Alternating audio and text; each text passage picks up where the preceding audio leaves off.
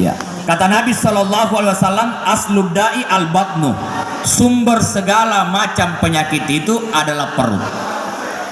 Itu yang pertama. Nabi Shallallahu Alaihi Wasallam sehat karena menjaga pola makan.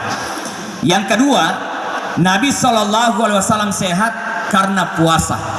Sumu tasiku, berpuasalah kalian agar kalian sehat. Maka di samping bulan Ramadan, Nabi berpuasa. Bulan yang paling banyak setelahnya itu adalah di bulan Sya'ban. Lalu kemudian di tiap hari Senin dan Kamis Rasulullah juga berpuasa. Maka rahasia sehat yang kedua Nabi adalah karena berpuasa. Yang ketiga, Nabi itu sehat karena selalu membaca Al-Quran. Maka Al-Quran kata Allah, wa nunazzilu minal Qur'ani ma huwa shifaa'un wa rahmah.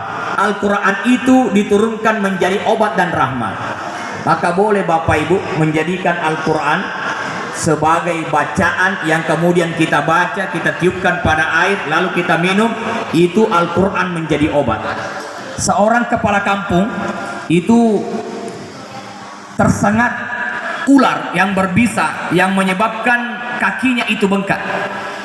Berapa banyak orang yang datang mengobati tapi belum Allah beri kesembuhan. Tetapi orang itu sembuh dengan cara apa? Ada sahabat Nabi Shallallahu Alaihi Wasallam yang lewat, dipanggillah olehnya, lalu dibacakan surah Al-Fatihah, lalu ditiupkan pada kaki yang bengkak tadi, dengan izin Allah itu sembuh. Jadi Al-Quran itu Bapak Ibu adalah obat. Yang kedua, ternyata Al-Quran juga adalah sumber rezeki.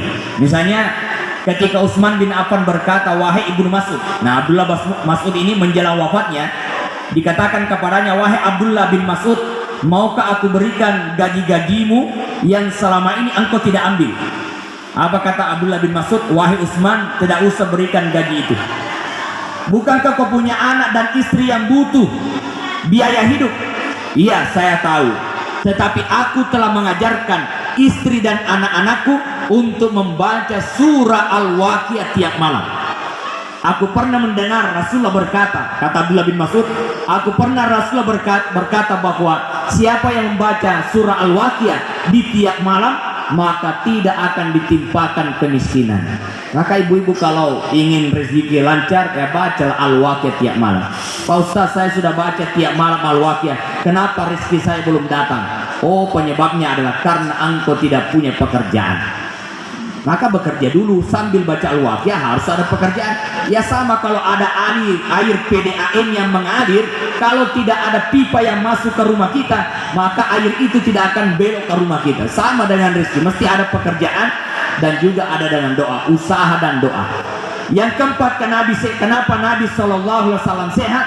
Oleh karena Nabi selalu bersedekah. Apa kata Rasulullah? Dawu mardakum bisadaqah. Obatilah orang sakitmu dengan sedekah. Maka siapapun yang memberikan buka puasa pada hari ini menjadi tolak bala. Ada dua yang bisa menjadi penolak bala. Pertama adalah sedekah, yang kedua adalah memberi makan.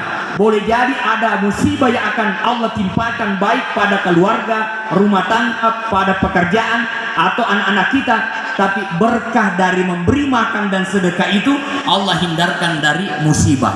Itulah manfaat daripada sedekah. Yang terakhir, kenapa Nabi sehat? Oleh karena Nabi itu bersih hatinya, tidak ada iri hati, tidak ada rasa hasud, tidak ada penyakit di dalam hatinya, sehingga Nabi itu sehat. Karena walau makanan enak, harta banyak, kalau hatimu sakit, hati itulah yang akan menyebabkan tubuh ini sakit. Saya kira itu yang saya sampaikan. Selamat menanti waktu berbuka puasa. Semoga amal ibadah kita diterima oleh Allah Subhanahu wa taala. Wabillahi taufiq was sa'adah. Assalamualaikum warahmatullahi wabarakatuh.